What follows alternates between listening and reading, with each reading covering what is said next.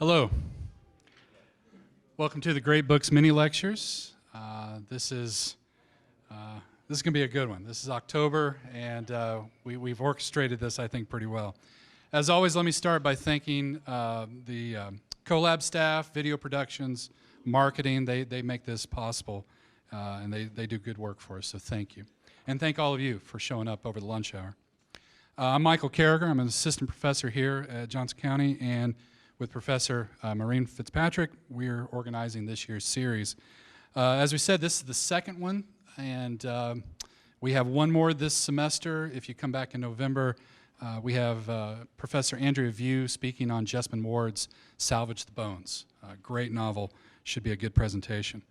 And then we'll have three more in the spring, so be on the lookout for those. To begin, David Davis is Professor of English here at Johnson County. He completed a bachelor's degree in business administration and English, from Coe College in Cedar Rapids, Iowa. His master's in English is from the University of Kansas, and as he was completing his PhD and preparing for his comps, JCCC came calling.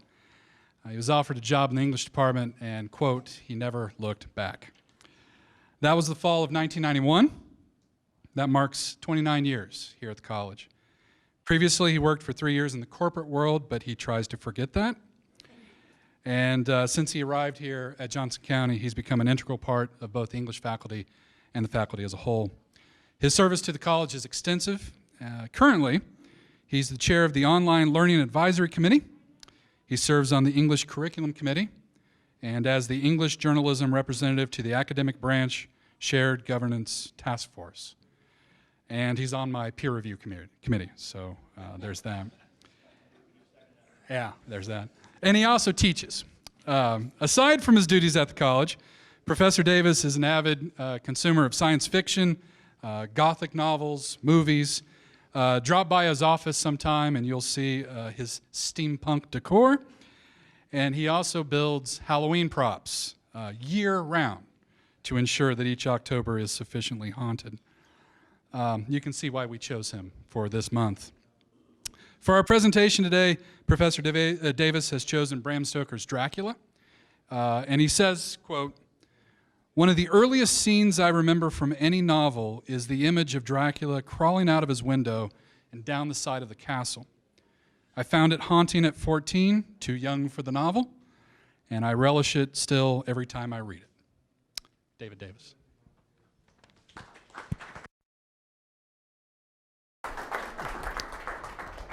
Thank you. Can everybody hear me? All right. I chose Dracula today, and let me start, for those of you that have read Dracula and it's your favorite novel, I'm going to leave out most of it. I've only got 45 minutes tops, and there's just too much in this novel to cover. For all of you who haven't read Dracula, which I'm willing to bet is the majority, I will do a short summary of the basics, but what I find interesting about Dracula is the fact that whether or not you've read Bram Stoker's 1897 novel, you know the character. In fact, Dracula is a character that jumped from the pages of that novel early and has remained undead throughout the last 120 years, moving from novel to novel. While back, The Historian became a worldwide bestseller about an academic who's tracking down research and leads her to realize that Dracula was not only a real character, but is alive, unalive, whatever, and well in the present day. Anno Dracula by Kim Newman. I love this. This is one where Dracula wins at the end of the novel, goes on to marry Queen Victoria, and creates vampires to act as the ruling class throughout Europe. The Dracula Tape by Fred Saberhagen. Literal tape, folks. That's a 1980s tape recorder right there. Dracula's alive, but he's been maligned by Stoker, and in fact, he acts as sort of a fairy godfather for his descendants, watching over them. Covenant of the Vampire, a whole family of Dracula's descendants. Still around, still making merry. The great fantasy author Barbara Hamley wrote Renfield, Slave of Dracula, retells the whole Stoker novel from the point of view of poor Renfield, the deranged asylum inmate who's trying to work his way up to human life. Starts with flies, then spiders, then birds. It's logical, scientific. A big one was Mina, telling the story of Mina Harker after Dracula was gone. Not to give away the plot, but she misses him. Kind of wild, kind of freeing, kind of 50 Shades of Red.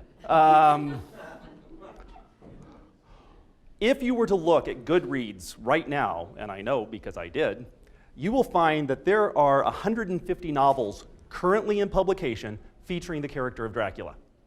And all of them sprung from the 1897 novel by Bram Stoker. It's not just novels. Dracula moved from the page to the stage and to the screen immediately. In fact, Bram Stoker wrote the first play version of Dracula. He'd intended to have it performed by Henry Irving, but didn't. We'll get to that. Soon after, within his wife's lifetime, you had the first film adaptation called Nosferatu, which was done without any permission from the Stoker estate whatsoever. And Stoker's wife, Stoker himself had passed, so vigorously pursued her family's rights that a judge ordered not only that the film not be shown, but that all copies be destroyed. Fortunately, a few copies made it to America. We don't obey any rules, and it's now viewed as an incredibly important early work of film. The Dracula you all know is Bela Lugosi, Universal Pictures, 1931. I don't drink wine.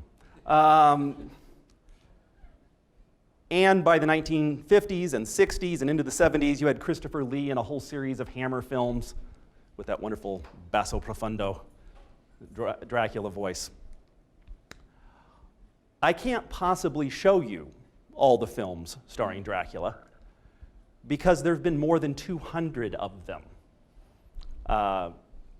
continuously, 2 a year at least, since the publication, since the first film, since Nosferatu, up to and including last year. There's more coming this year. In fact, the Guinness Book of World Records has Dracula as the overall most portrayed literary character in film with over 272 screen credits. To give you some perspective, coming in at number 2 is Sherlock Holmes with 75. Wow. I mean, he's everywhere. Not just books, not just plays, not just films. In fact, Dracula shows up in cartoons and anime. He shows up in comic books.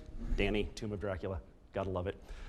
He shows up in video games and cereal boxes. So, knowing that I had to limit today's speech, that I had to find a focus because I can't do everything there is to do about Dracula, I went back to my training, which says if you're doing research, you need a research question. What are you trying to answer? My research question, who is this guy and where'd he come from? Because Dracula is an original. You won't find Dracula anywhere prior to 1897. And that's what's so fascinating. Now, obviously I'm not the first person to ask this question. It's been asked a lot. And there are some common answers. And I want to look at these answers, explore them, reject many of them as we go. Vlad Tepes. Oh, Vlad. We all know Vlad. Romanian folklore. Yes, Stoker, the great researcher of Eastern European folklore. No. Literary tradition is thin, amazingly thin in English prior to 1897 when it comes to vampires, and Stoker's own personal experiences. So let's start with Vlad. Let's deal with the most obvious right away. That's Vlad, right there. Vlad Tepes. Actually, Vlad the Third, because with the name like Vlad, you just pass it on from generation to generation.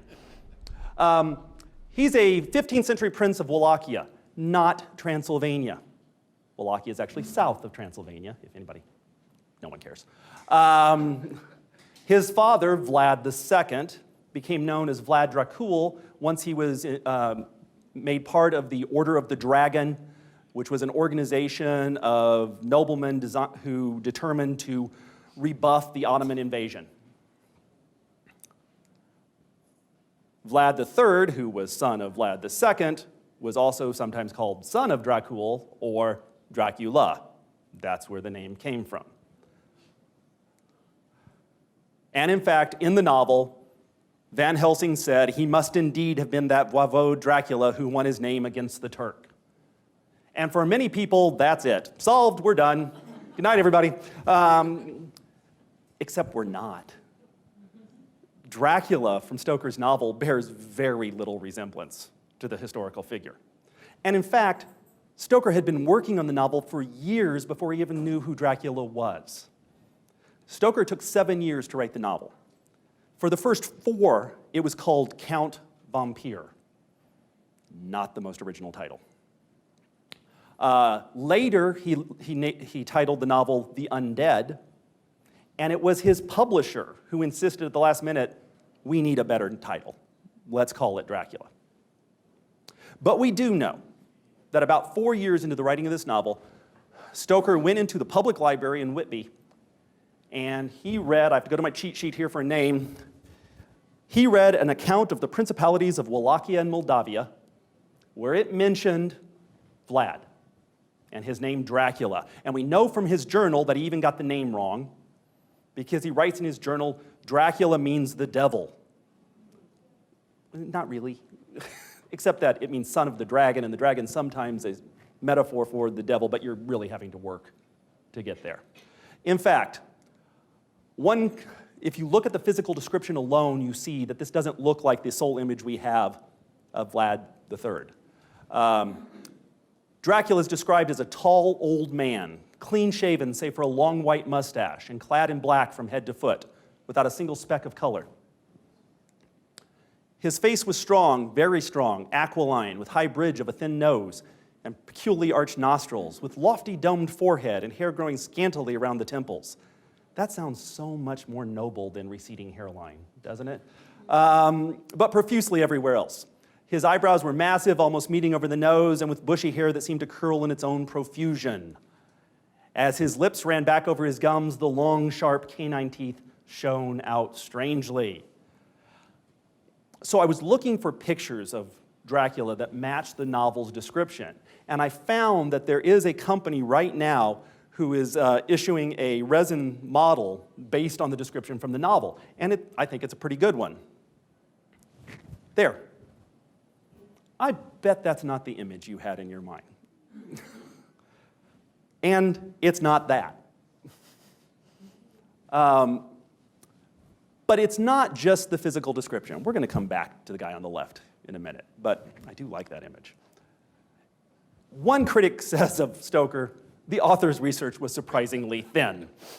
In fact, we know that Stoker's interaction with the book I just mentioned lasted all of about 30 minutes. And we have his journal where he took his notes. And it only took a page. And that was what he used. There are some rather striking differences between the Dracula in Stoker's novel and Vlad Tepes III, son of Dracula. In Stoker's novel, his name is Dracula, Count Dracula. No other name is mentioned.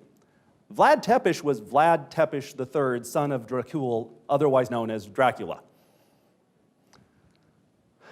The Count is feared by all the locals in the novel. In fact, there's the classic scene where Jonathan Harker is waiting in an inn for the carriage to take him to Castle Dracula, and the old woman who runs the inn comes to him and in broken German pleads with him, please don't go.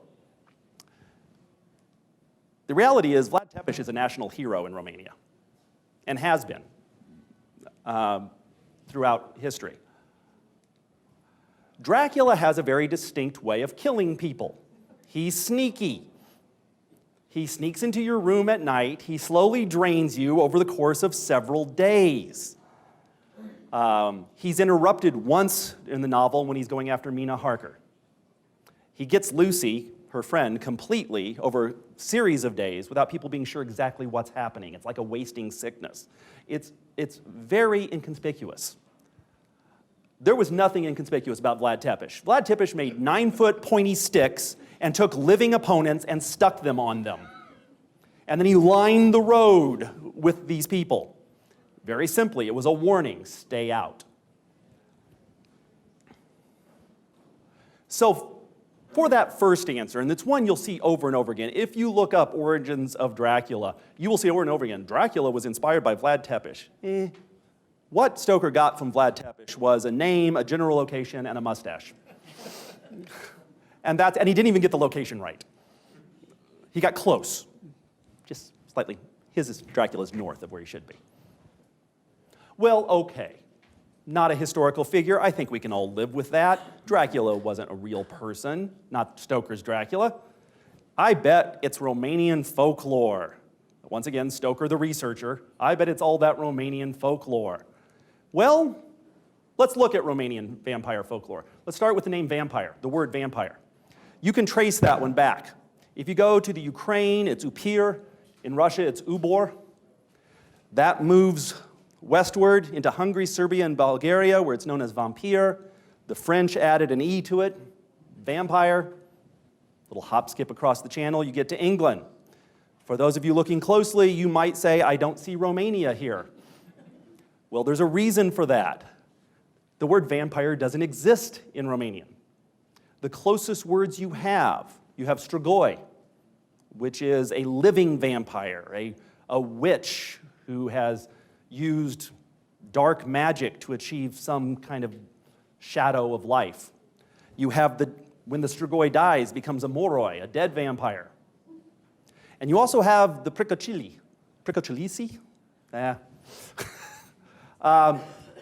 We're going to come back to that one, though, because that one's important. Sorry. Okay. Nosferatu, anybody? Yeah, that word's not real. That word doesn't exist in any real language. That word first showed up in the 19th century thanks to Emily Gerard, who was the wife of an English diplomat, and she parlayed her experiences traveling through Eastern Europe into books and articles and speaking tours. And in one of her books and an article she took from that book, she talks about Nosferatu as vampire. And there's all kinds of linguistic research trying to track that one down. And you have people going to the Greek and people going to Latinate, and none of it really works. The closest thing I've seen is that she misheard that there is a Romanian word that is similar to that means basically the devil, the unbrothered, the unclean.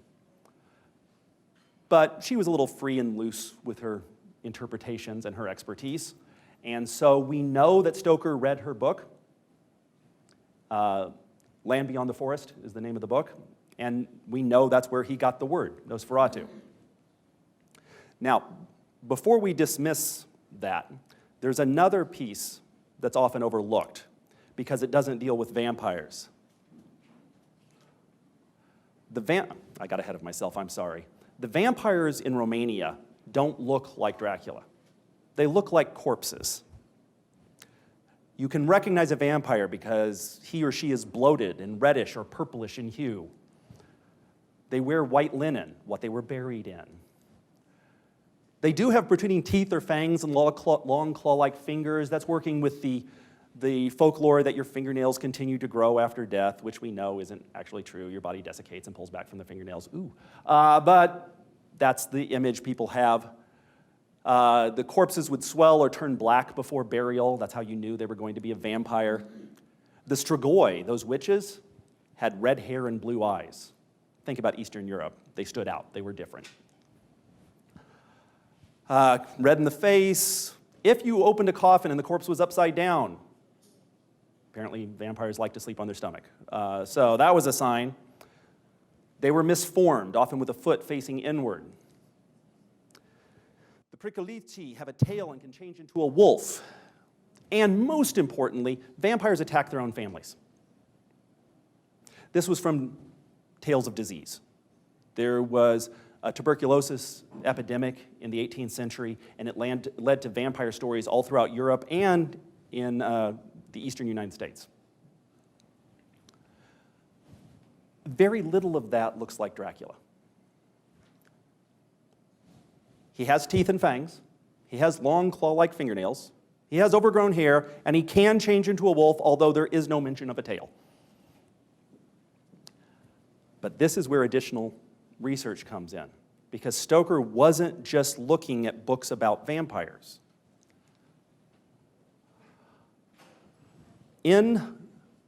Dracula is set up in a series of letters, and in one of the letters from Jonathan Harker, he's sitting at that very inn I was talking about, and he's hearing people talking, and he's got his little, as he calls it, polyglot dictionary, and he's hearing words, and he looks them up.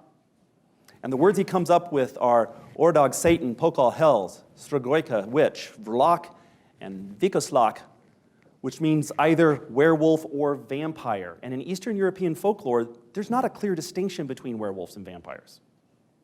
In fact, a lot of it comes from mythology out of Greece and Macedonia, where the Verkolak, very similar word, can be translated into either one, what in modern Western world we see as vampires and werewolves. We know Stoker also read the Book of the Werewolf, maybe the Book of Werewolves. I've seen both titles. 1865 by Sabine Barry Gould. It's at the time, definitive text on werewolves, a far more established legend throughout Europe than vampires. He describes werewolves as having hair in the palms of his hands and his eyebrows meet in the middle. Both of those characteristics are described in Dracula.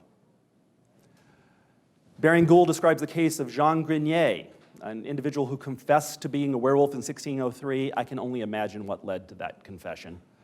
And Grenier's teeth are described as being strong and white, and the canine teeth protruded over the lower lip when the mouth was closed, which, of course, we see in that description we saw earlier of Dracula. And Dracula can change into a wolf. So if you're trying to trace Stoker's research, it looks like he drew a lot more from werewolf legends than he did from any Eastern European vampire legends. Eastern European vampires are witches, they're revenants, zombies. They're not aristocratic counts. So he got fangs, he got claws, he got shape-changing. That's about it from the folklore, and he was not particularly interested in trying to reproduce a Romanian vampire. Well, we're still looking then. Which brings us to the literary tradition. Now, this is what surprised me the most, because we've seen how prolific vampire writing is just with Dracula. Those 272 film credits are just Dracula, not vampires, just vampires named Dracula. Books all over the place with vampires in them. I expected, when I started researching the background of English vampire literature, to find dozens of books. The reality is, there's really only 4 that leading up to Dracula. You have Thalaba the Destroyer, an 1801 epic poem that has one scene with a vampire in it. And most critics think this is the first appearance of a vampire in English literature, named a vampire. You have John Polidori's The Vampire, a short story published in 1819. You have Varney the Vampire, which was an 1845 serialized Gothic horror, a penny dreadful, of unclaimed authorship. No one ever put their name on it. It was thought maybe James Malcolm Rymer wrote it, maybe Thomas Peckett Prest. And then you have Carmilla by Joseph Sheridan Le Fanu in 1872. And Stoker would have been familiar with all 4 of those, and he drew something from each of them. This one's easy. Like I said, it's an epic poem. There's one verse. This hero's having a series of Arabic adventures, and at one point he goes to a cemetery, and a vampire greets him and threatens him. The vampire in this case is a spirit, non-corporeal, also one of Dracula's forms. He can turn into mist. Although the better description is of Dracula's wives coalescing in the moonlight. It's a much better description than Dracula, but they all can do it. The vampire is a fun background. John Polidori was the personal physician and servant to the poet Lord Byron. and he had a love-hate relationship with Byron. He hated Byron, but he wanted to be Byron. And so he was traveling with Byron throughout Europe, little tour of the continent. He was traveling with Percy Bysshe Shelley and his young wife, Mary. Rainy night in a chateau next to Lake Geneva, nothing to do. Byron says, I know, let's have a writing competition. Sure, Byron. That should work out well, and afterwards I'll shoot some hoops with Kobe and then play a few rounds of golf with Tiger. But they said, we have nothing else to do, and Byron's paying for everything. So they all go to their corners and they start writing stories. None of them finish. Mary Shelley starts what would become Frankenstein. Polidori writes The Vampire. This is the first time in English literature that the vampire is an aristocrat. The vampire is a handsome, womanizing aristocrat with pale skin and dark hair. It's Byron. Polidori goes, the monster is Byron. To this day, one of the adjectives used to describe the stereotypical vampire in Western lore is Byronic. And we have John's envy to thank for that. And it moves right into Dracula, the aristocratic vampire. Varney the vampire. I don't know what to say about this. It goes on forever. I have this in print at home. It's 3 volumes of onion skin, very small print. And there's no continuity. This is like reading DC Comics. God knows from one chapter to the next what's going to happen. But we do have, that was just for you, we do have the vampire as an aristocrat again. We have the vampire as being cursed, which the vampire in Polidori's work isn't cursed at all. He's having a great time being undead. We also have fangs and superhuman strength. Ooh, that's new. And that carries over into Dracula. But probably the most important literary predecessor to Dracula is Carmilla. Carmilla is also an aristocrat. Carmilla is from Eastern Europe. Carmilla sneaks into young women's rooms at night and drains them, and they waste away and die. The approach, the origin, the overt sexuality of Dracula is all there in Carmilla. And she's so clever, because sometimes she calls herself Carmilla, and sometimes Mircalla, and sometimes Mirlaka. Who would ever figure out those anagrams? And she's killed the same way. We know Stoker read this. Everybody read this. This was a major novel at the time. So in Dracula, Stoker takes what little bit of vampire literature exists in the English language, the spirit form from Thalaba the Destroyer, the aristocratic figure from the vampire, the fangs, the hypnotic powers, and the superhuman strength from Varney, and the sexual predator, slow draining of victims from Carmilla, and he blends them all together to create a brand new figure that we hadn't seen before. So from that literary tradition, we have a combination of earlier vampires brought together into a unique new character, a character that had legs, that's still out there. But we still have Stoker himself. And his own experiences and the experiences of the people around him influenced this novel as much as any of those other things did.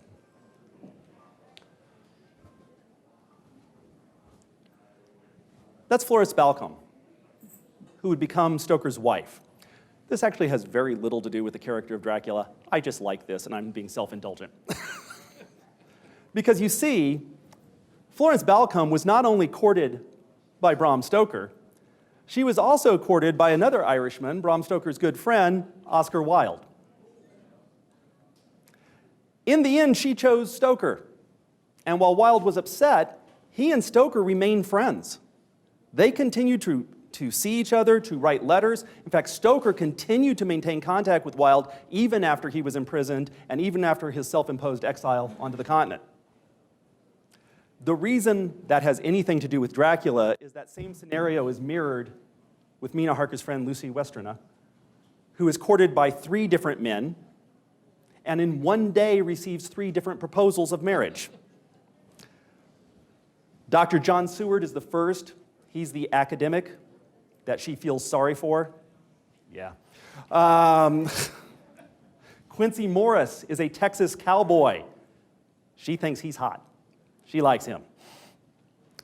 But she goes with Arthur Holmwood, the rich boy. Yeah, nothing changed. So they all propose on the same day, and she very clearly chooses him, rejects Seward and Morris, yet they all 3 remain friendly, and in fact, they 3 work together to hunt down and kill Dracula after Lucy becomes his victim. More closely related to the character of Dracula, however, are stories that Stoker was told by his mother. His mother, Charlotte, was from Sligo, and it suffered a cholera epidemic in the 1830s when she was there as a child. She described the city as being filled with walking dead. And most specifically, in her letters, she describes a coach ride in a black coach trying to get away from Sligo.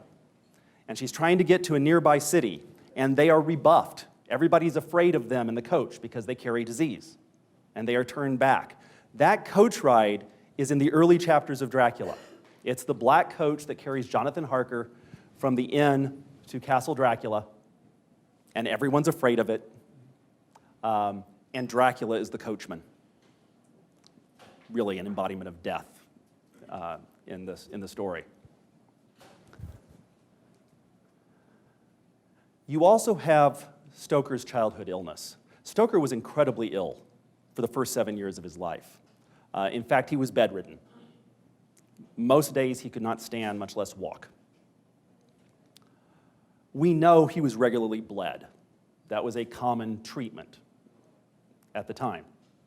Imagine growing up where your earliest memories were of a man leaning over your bed and taking your blood. You might go on later in life to write a vampire novel. We also know that he worked very hard to overcome this. In fact, he became an athlete in college. But there was a real sense of carrying that image around of himself as immobile, weak, unable to move. And we see it in a description of Dracula. So, to set the scene, Jonathan Harker, who is basically a junior associate at a law firm, has been sent to this aristocrat's castle in Eastern Europe because he wants to buy some property in England. Once he gets there, he finds that he's trapped and that something really terrible is going on, and that scene that Michael mentioned of him looking out the window and seeing Dracula scuttling down the wall like a lizard is just so cool. So he breaks out of his room, goes into the basement, and he finds Dracula in his coffin. And we get this. On a pile of newly dug earth lay the Count. He was either dead or asleep, I could not say which, for eyes were open and stony, but without the glassiness of death. And the cheeks had the warmth of life through all their pallor. The lips were as red as ever, but there was no sign of movement, no pulse, no breath, no beating of heart. I bent over him and tried to find any sign of life, but in vain. And of course, in classic horror film trope, at that moment, his eyes move. And Harker sees this malevolence come out of him. At several times throughout the novel, we see Dracula, and Lucy also, after Lucy is turned into a vampire, in this kind of bedridden, immobile, helpless state. And it's one that no doubt resonated with Stoker from his own childhood experiences.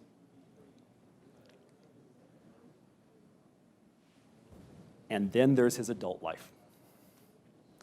So, Stoker moved to London, and he got a job with the English actor Henry Irving.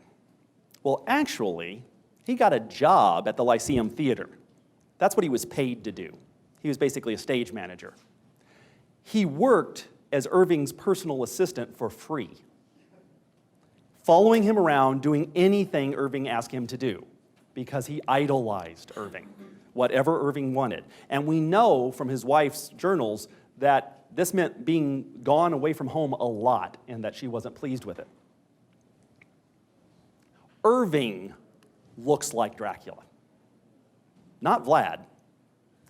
This is from a book that Stoker wrote about a biography of Henry Irving.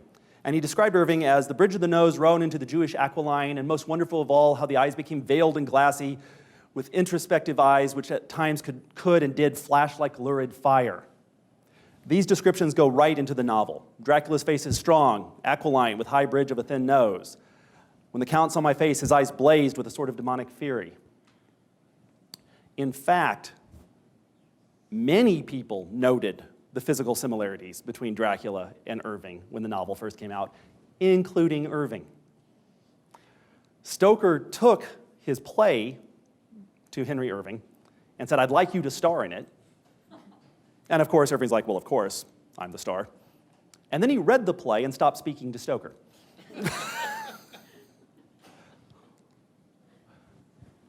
That's a pretty good similarity. That's Henry Irving on the left, and that's Dracula on the right. Irving was a bloodsucker. Not literally, but he was a tyrant. He was heard shouting at Stoker all the time. He drained Stoker's life. Stoker had no personal life of his own. He followed Irving around, and he seemed to have a kind of hypnotic, mesmeric power over Stoker. So much like John Polidori did with the vampire in taking Byron and translating him into this monster that is both repulsive and appealing, we find Stoker doing the same thing with Henry Irving, at least in terms of the physicality and behavior. So what do we do with all that? I guess I'd leave you with this. There is no one source for Dracula. Dracula didn't exist before Bram Stoker. That Bram Stoker took bits and pieces from a wide array of sources. I haven't even gotten into Irish folklore. He took a piece here, a mustache there, a nose there, shape changing over here, fangs over there, an aristocratic bearing from over there. And he put them together into a very original, unique character that to this day is still a major part of our pop culture experience, that everyone in this room is familiar with, even if you've never read the novel. I think that's a remarkable bit of alchemy. And that's what I've got on Dracula.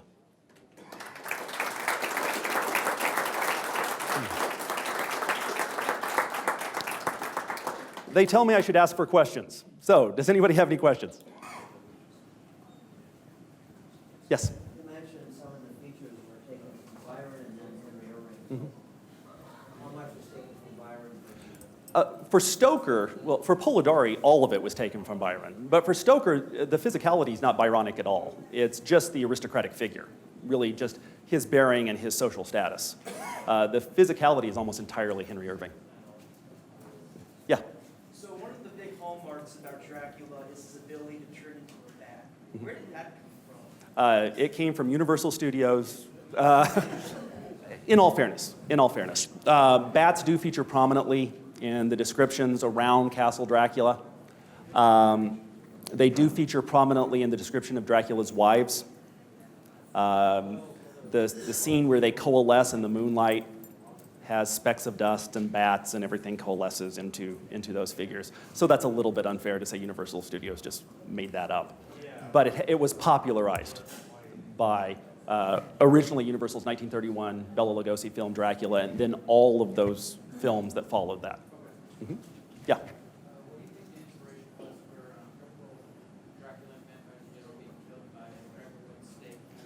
I'm so glad you asked, because I really wanted to say this, and I couldn't figure out a way to work it in. Dracula is not killed by a wooden stake in the heart. Dracula is killed by a Texas cowboy who shoves a Bowie knife into his heart after fending off bullet wounds from gypsies while on horseback. This is so cool. Now, again, Universal Studios didn't have a lot of budget for gypsies and cowboys and knife fights. And so they decided one method of killing would do. And that is the way that Lucy is killed. Lucy is staked to the heart, and her head is then severed. But we find out that a Bowie knife will work also. Quincy Morris dies of his injuries. In fact, that's his death blow to Dracula. Has a great moment where the rising sun shines on him. He says, "This has not all been in vain," and then passes away. And Jonathan and Mina named their child Quincy. Yes? So I can't help but put this in the context of when it was written. Yeah. So 1897, the British Empire is at its peak. Mhm. England is this pillar of rationality. And you've got this being coming out of Eastern Europe. Yes. Which shatters all of that. And this isn't too long before World War I when they're starting to have tensions with that part of Europe. I mean, is there something to be said that this is kind of an attack on modern British arrogance? Well, Harker is often seen as the typical Brit of the time, Jonathan Harker. And there is a section that didn't make it in the final novel that was later published as a standalone story called Dracula's Guest. And the Jonathan Harker character, he's not named in the story, the Jonathan Harker character is a bumbling British tourist who gets into mortal danger simply because he's too arrogant to listen to all the people around him. So that's a pretty clear social commentary. Now, that didn't make it into the novel. Yeah. It's often read as a metaphor of reverse colonization. Yeah. I mean, that's really where the anti-British, anti-Empire impulse would be. And of course, Stoker is Irish. Right, absolutely. Although, personally, I think the bigger influence in terms of the regionalism is that for that time period, Eastern Europe is to England what the Wild West is to the Eastern United States. In fact, you have that direct comparison made with the Quincy Morris character. Of course, it's a Texas cowboy that kills Dracula, because the civilized Brits couldn't do it. To give Jonathan Harker his due, he's there for the second blow to the neck. So I really think it's more a classic use of the wild, the unknown, as an origin of horror, an origin of the uncivilized coming in. And in fact, it's referred that way by Harker throughout his letters, that as far as he's concerned, he has left civilization behind. Yes, sir? You said that there's a lot of similarities between vampires and werewolves. Uh-huh. Dracula. How do you see that split between their own distinct monsters? Well, that's a really good question. I'm not sure I have a really good answer, Kellen. That's my nephew. For Eastern European folklore, there isn't a clear distinction. Okay, that they are very much related characters. You can throw witch into that pile as well. And you see that in Dracula with the shape-changing abilities, which is actually unique. The earlier literary traditions of vampires could not change into animals. You know, Carmilla could not do that. Varney can't do that. The vampire from Polidori's story can't do that. Count Ruthven can't do that. So he is pulling that in. I think the distinction really came because of that vampire scare I mentioned that came out of the late 18th century. This was one where folklore came before literature. That this image of a blood-sucking corpse really arose out of those scares. And there's some really fascinating stories from the East Coast, up in Maine and Massachusetts and others in that same time period. That's the best answer I've got. Yes, sir? Why are they referred to as a count, as their idol? That's an excellent question. I think part of it is simply to advance the story, that you needed to have enough social prestige to be able to lure a lawyer to travel, into the uncivilized part of the world at your bidding. I also think you have that literary tradition from Polidori and from Sheridan Le Fanu of the aristocratic vampire. And I do think that if you wanted to continue the metaphors, you have some proto-Marxist classism coming into play with the aristocracy preying on the working class. Or the middle class. Although in all fairness, Dracula preys on aristocracy too. He's pretty much into diversity. What was that? He's an equal opportunity predator. Yeah. Yes? What's your least favorite iteration of Dracula? Oh, dear God. There's a movie called Dracula 2000. It's awful. I mean, it's truly, truly, truly bad. And it has a sequel. So I'm going to go with the sequel. Because if you make a sequel of a movie that bad, there's something dark and evil about you. I don't remember. I've tried to banish it from my brain. Any Oh, other yeah. questions? Thank you very much, guys.